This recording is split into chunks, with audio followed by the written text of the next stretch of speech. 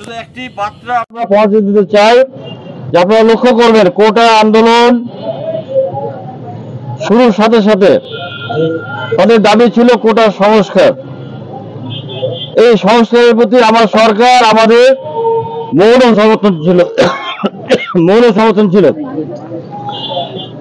এবং আমরা এই জন্য তাদের আন্দোলনকে কোনোভাবে শক্তি দিয়ে প্রতিরোধ করার চেষ্টা করি নাই। কিন্তু পরবর্তী সময়ে এই কোটা আন্দোলন এক দফার আন্দোলনে পরিণত হলো। সেই আন্দোলন কি? স্বাধীনতার প্রতি আঘাত হানা। যারা যুদ্ধ করে জীবন দিয়ে দেশ স্বাধীন করেছে, যাদের জন্য আজকে যারা পতাকা নিয়ে দৌড়িয়ে গেছে, সেই পতাকাও যারা মুক্তিযোদ্ধারা তৈরি করেছে, সেই পতাকাকে, সেই স্বাধীনতাকে অসম্মান করার জন্য তারা মুক্তিযোদ্ধা কোটা বাতিলের জন্য এক দফা দাবিতে শরীর হলো। এবং তাদের নেতৃত্বে চলে আসলো কারা? যারা 71 সালে স্বাধীনতার বিরোধী ছিল, স্বাধীনতার বিপক্ষে ছিল, এখনো তারা স্বাধীনতার বিপক্ষে কাজ করছে এবং স্বাধীনতা স্বীকার করতে চায় না, দেশকে স্বীকার করতে চায় না। আমরা আজকে জানাতে চাই যে কোটা সংস্কারে আমার সরকার আমাদের কোনো আপত্তি নাই, কিন্তু কোটা সংস্কারের নামে যদি কেউ জ্বালাও পোড়াও করে, কেউ যদি জনগণের জানমালের ক্ষতি সাধন করে, রাষ্ট্রীয় সম্পদের ক্ষতি সাধন করে, তাহলে আমরা যে কোনো সময় যে কোনো মোকাবেলা করতে রাজি আছি। 2008 সালের পরে অনেক আন্দোলন রুখে দিয়েছি। আমরা বারবারই বলেছি, আন্দোলন করে কোনোদিন সুফল পাওয়া যায় না।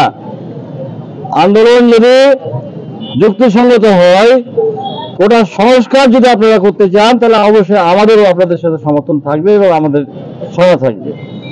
কিন্তু কোটা সংস্কারের নামে শুধু মুক্তিযোদ্ধাকে আঘাত করা হবে, স্বাধীনতা আঘাত করা হবে, দেশের সার্বভৌমত্ব নষ্ট করার চেষ্টা করা হবে, এটা কখনো বাংলাদেশের আমলের ছোট্ট একটা কর্মীও কখনো মেনে নেবে না।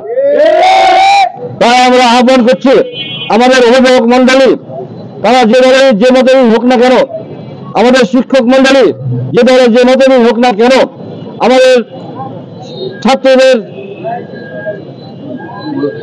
পরিবেশন বা ছাত্ররা যে দলের যে দলের সমর্থক হোক না কেন, স্বাধীনতাকে খর্ব না করে সহ অবস্থান, যেখানে আমরা 2008 সাল থেকে অবধি সহ অবস্থান করে নবাবগঞ্জকে একটা সুন্দর নবাবগঞ্জ হিসাবে রাখতে পেরেছি, সেই পরিকল্পনা নিয়ে আগান।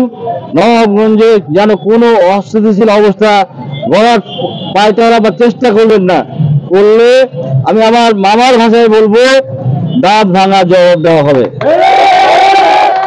আমরা কখন আগে বেড়ে কোনো প্রতিরোধ করব না। যদি প্রতিরোধ করতে হয়, তাহলে প্রতিশোধের জন্যই আমরা প্রতিরোধ করব।